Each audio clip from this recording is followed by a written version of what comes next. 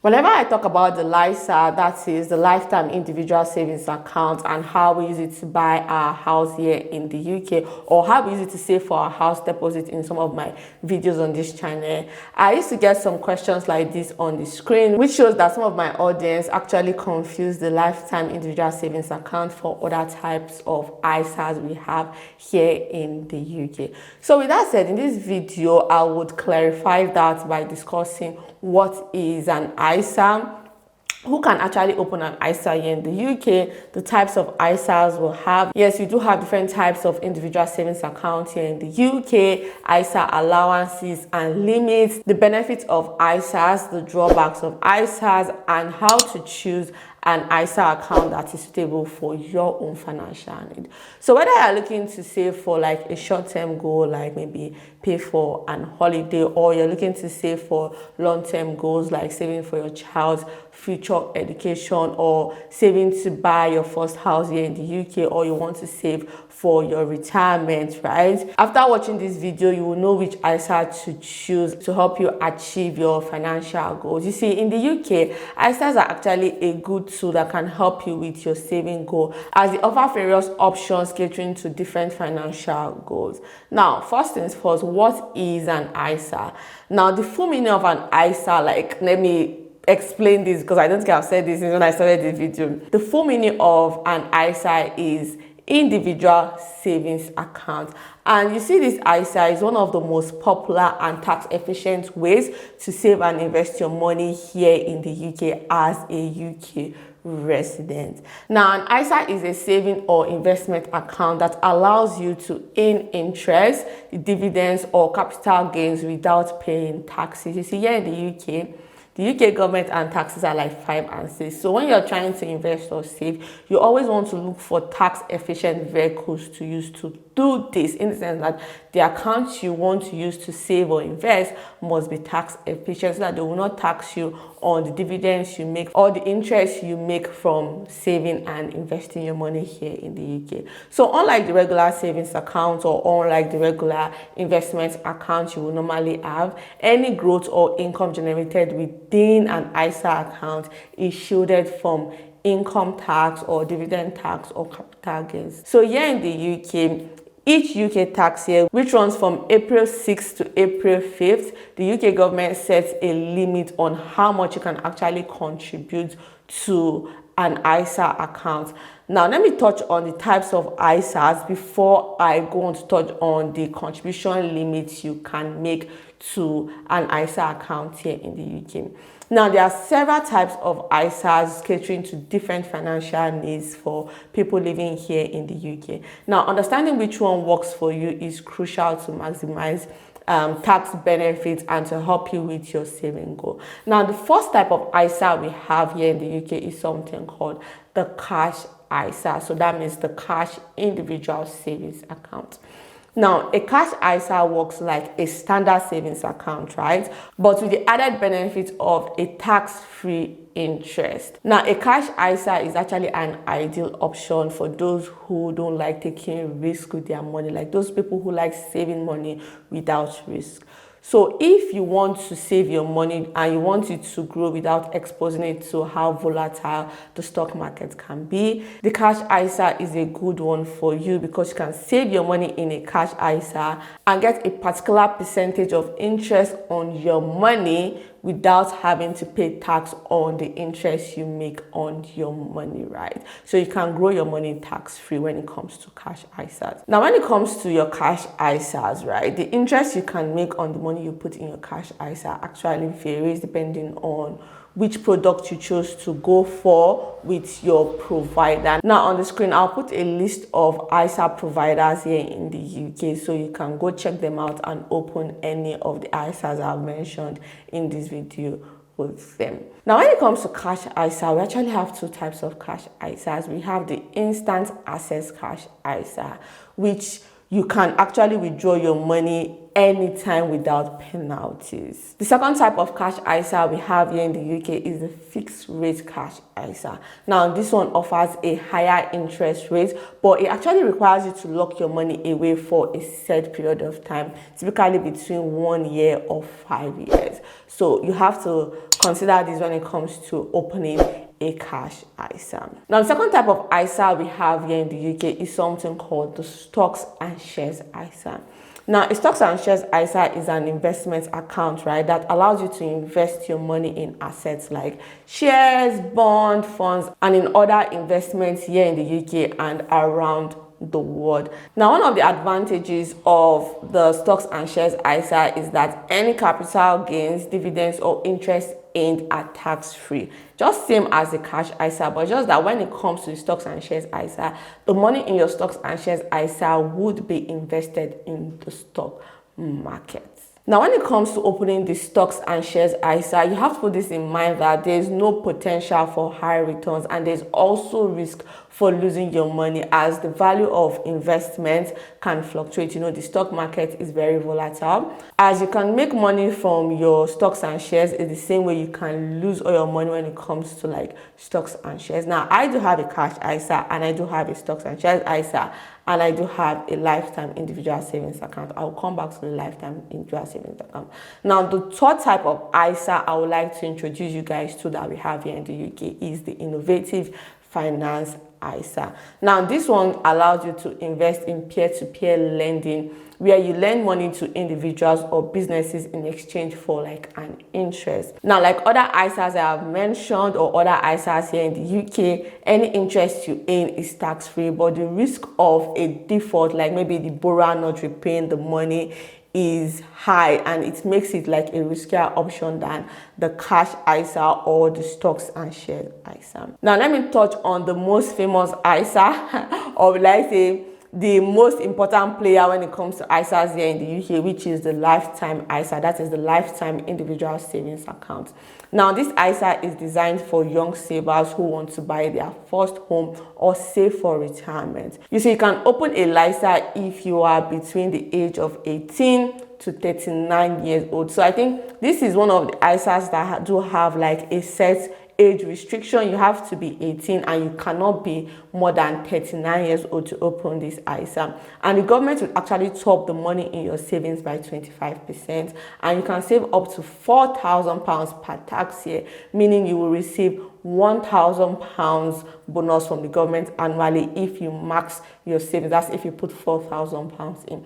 Now, it doesn't mean they'll give you £1,000 bonus. It just means that they'll give you 25% of anything you put in your lifetime individual savings account within a tax year, capped at £8,000. And you can't even put more than £4,000 in your lifetime ISA within a tax year. If not, you'll be penalized. Now, I do have a whole video on the channel detailing this lifetime individual savings account because we use it to save for our house deposit, and it was a really good account for us to use to save for our house deposit. I will link the video to this video for those who are interested in knowing more about the lifetime individual savings account, because honestly, I feel if you're saving for a house, you should use that account. And one of the good things with this individual savings account is you can actually invest the money in your account in the stock market or in other investment, depending on the service provider you open your lifetime ISA with. Now, you can use the funds in your lifetime ISA for one of two purposes here in the UK. One, to buy your first house, and the value of your first house must not be more than £450,000. The second reason in which you can use the funds in your lifetime ISA is for retirement purposes after age 60. Now, there's actually a caveat to the lifetime ISA on when you can use your money, in the sense that if you've been diagnosed with a terminal illness with less than, I think, 6 months to live or 12 months to live, you can actually withdraw the money in your lifetime ISA for any other purpose you want to use your money for. Now, if you choose to withdraw the money in your lifetime ISA other than for buying your first home or other than for retirement, like before you reach 60, you would incur a 25% penalty, which would effectively wipe out the government bonus and more. So let me explain. Now you'll say, okay, if I put £4,000, right, and the UK government give me £1,000, if I decide to withdraw the money, the only penalty is that they'll remove 25%, which means they will remove just their £1,000 and I'll have my £4,000. No, it doesn't work that way. It means that they'll remove 25% of the overall money in that account. So what it means is that they'll remove 25% of the £5,000. So which means they'll remove £1,250 from your £5,000 you have in that account, which means you'll be left with £3,750. I hope this makes sense. Now, when it comes to ISAs accounts here in the UK, we have something called a junior ISA. Now, all the ISAs I've mentioned previously in these videos are for adults. You must be 18 or 16 years old to open any of the ISAs I've mentioned before.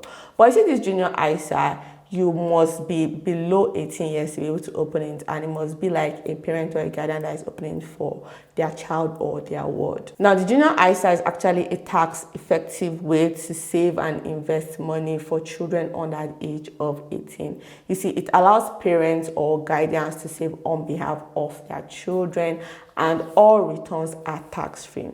Now, when it comes to the junior ISA, there are actually two types of junior ISA. Just like we have different types of ISAs when it comes to adult ISAs. But for the junior ISA, we only have two. We have the cash ISA and the stocks and shares ISA. Now, when it comes to the junior ISA, there's actually a limit. You can only put £9,000 per tax year in the junior ISA. And once the child turns 18, the amount is converted to like a regular adult ISA, and it can gain control of the funds in their ISA. Personally, I do have a junior ISA for my son. I have the stocks and shares junior ISA for my son. And I have been saving money in his junior ISA so that he can use it when he turns 18 to go to university, because I do not want him to take student loan to go to university. I want him to be able to pay for his university with cash. And since when I get back to him, I've been saving £100 every month in his junior ISA. I don't have £9,000 to save every year. All I have is £1,200 a year to save. But with the junior ISA, you don't get any bonus.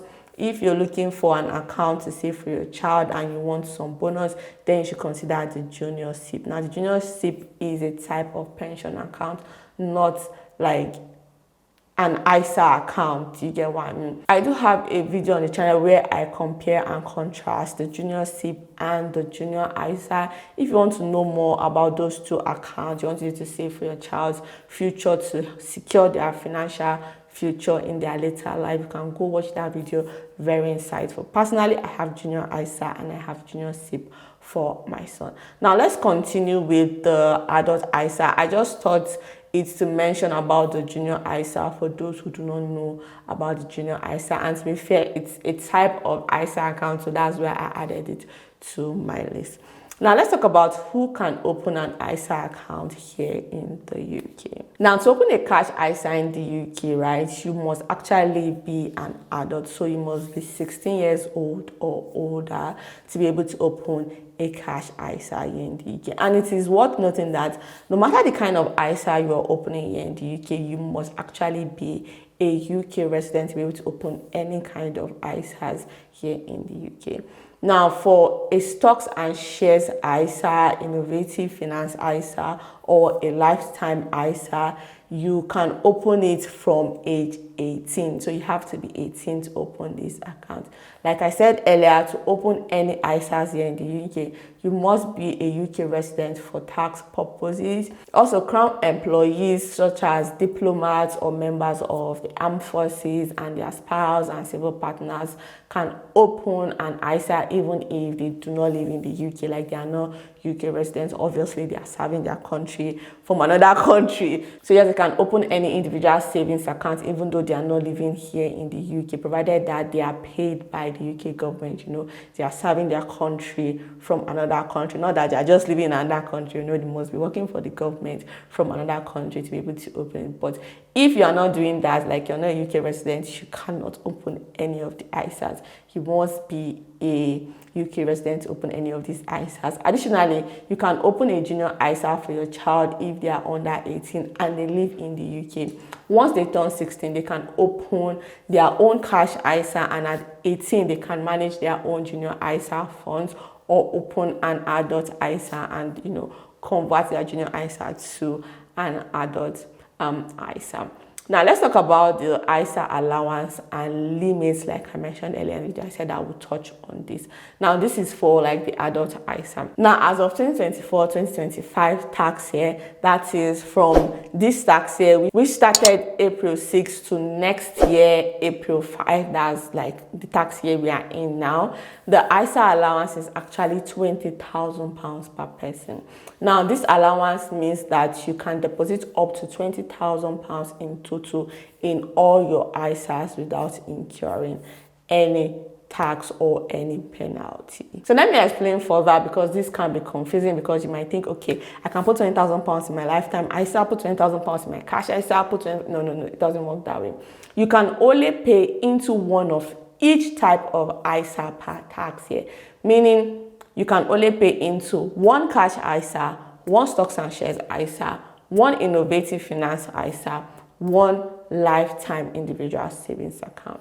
However, your total contribution across all your ISAs must not exceed £20,000 limit in a single tax year. Now, let me give you a scenario on how you could potentially spread like your £20,000 allowance within a tax year.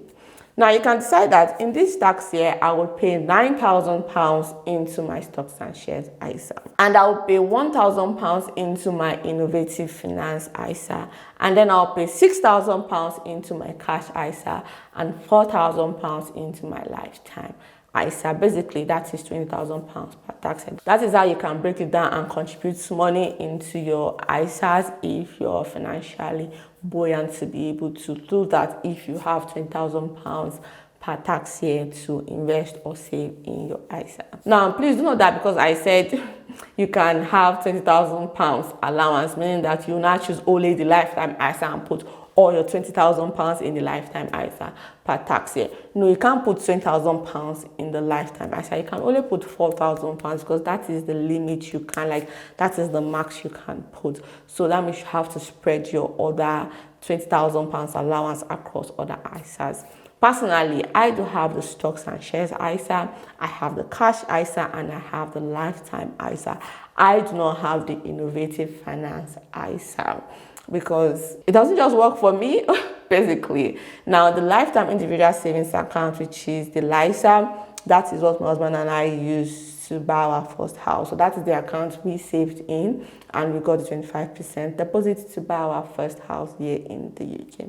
Now, the cash ISA is where we just save for rainy days, and then the stocks and shares ISA is where we are saving for our later life, like our goals, like our long-term goals we want to achieve later in life. And we're actually using the lifetime ISA to still save for retirement. When we first opened the lifetime ISA to save for our house deposit, we did not invest the money. But now that we are done buying our house, the money in our lifetime ISA, we are actually investing the money in there. But when we use it to buy our house, we did not invest money because we just did it for 2 years and it didn't make sense to invest money. When it comes to investment, it's a long-term game. You have to wait for years. Like they used to say, if you invest money, wait for about 5 years to be able to see some sort of return on your investment. Now, let me talk about the benefits of the ISAs. Now, each ISAs would actually have their own benefits particular to them, but I'll just talk about the benefits of everything in general. Now, the main benefit of ISAs is that it's a tax efficient way to save and invest your money. Any income you generate within the account is free from income tax, dividend tax, or capital gains tax.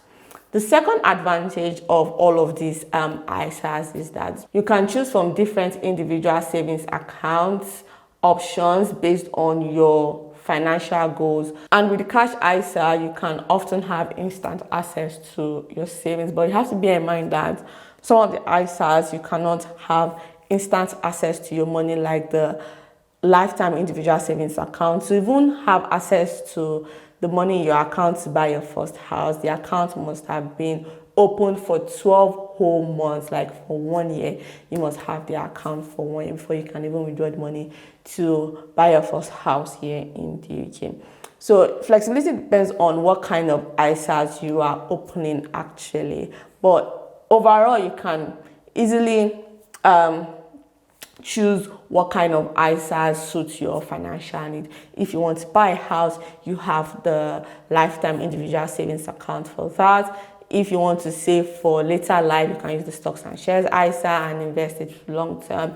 If you just want something to save quickly, maybe just save for holiday or for a short-term goal and want to access it quickly, you can use the cash ISA. Now, the last benefit I would like to highlight about the ISAs in general is that you can actually pass on your ISA to your spouse or civil partner upon your death without your partner like losing their tax-free status. So basically, ISAs are just a good way for your partner or your spouse to inherit your money without them losing their tax-free status in case anything happens to you. Now, like I would usually say, with everything that has an advantage in this world, will definitely have a disadvantage. So even if the ISA sounds like the best thing after sliced bread, they do have drawbacks. And one of them is the contribution limit. Now, the £20,000 annual limit means that you might need additional accounts to meet larger saving goals if you are like a high income earner. The second drawback is on investment risk, especially if you're going to invest the money in your ISA in stocks and shares. So let's say you're going for the stocks and shares ISA, or you're using the money in your lifetime ISA to invest in the stock market, because your capital can actually be at risk and there's a chance that you may not get your investment back. You may lose all your money, and there's also a chance that you might make lots of money, because when it comes to the stock market is volatile. Now, the last but not the least disadvantage I would like to highlight about this ISA account is that some of these ISAs have withdrawal penalties, especially the LISA, that is the individual savings account. Now, withdrawing your funds from the LISA for non-legible purpose would actually occur a hefty penalty, which I've explained earlier in this video. And for fixed rate cash ISAs, there may also be charges if you choose to withdraw your money from them earlier than the anticipated date when you are supposed to withdraw your money from the fixed rate cash ISA. Now, let me talk about how to choose the right ISA for your financial needs. Now, because everybody's financial need would be different when it comes to opening an ISA, so I'll break it down based on that so you can know what category you'll be in. Now, if you're someone that you just want to save your money, you don't like taking risk with your money, a cash ISA might be the best option for you if you're looking to avoid risk entirely. You see, a fixed cash ISA offers better interest rates if you are comfortable locking your money away for a couple of years or a couple of months. Now, if your aim is for saving for long-term growth and you can handle the ups and downs of the stock market, I would say a stocks and shares ISA is a better option for you because it offers the potential of exciting growth opportunities and return over time. Now, if you're a first-time home buyer and you want to save for your first house, or you're looking to save for retirement, right? I would say you should open the lifetime individual savings account because it's ideal for those who are under 40 who wants to save for their first home or are planning for retirement. Now, for peer-to-peer lending, if you're open to risk and you want an alternative and different way of investing your money, I would say the innovative finance ISA is a good one because it offers a way to earn higher return through peer-to-peer lending. But you know, as they say, high risk equals high reward. So the risk in this one is high. And if you're a parent looking to save for your child's future, you want to secure that financial future, you don't want them to take out students loan when they want to go to university, or you just want them to have enough money when they turn 18 for major life events like buying their first home or getting married or buying their first car, I would say you should consider opening a junior ISA, because it will allow you to build a tax efficient saving pot for your child's future, and it will allow you to invest if you're looking to invest the money, you know, just helping you provide them with a good head start when they reach adulthood. Now let me bring this video to a conclusion. You see, ISAs are actually valuable for anyone looking to save or invest here in the UK. You know, it provides a tax efficient way for you to save and invest, because UK government and tax are 5 and 6. So whether you're looking for a risk-free saving option or you are willing to invest in the stocks market for potential high returns, there is an ISA that will suit your needs. You see, the variety of ISAs ensure that you can tailor your saving and investing strategy based on your short-term goals and your long-term financial goals, giving you the confidence to make the right decision about your money and your financial choices, or how you choose to save and invest your money here in the UK as a UK resident. And I do believe that by making the most of your annual ISA allowance, you can grow your savings while benefiting from efficient tax advantage, regardless of your tax bracket or your income potentials here in the UK.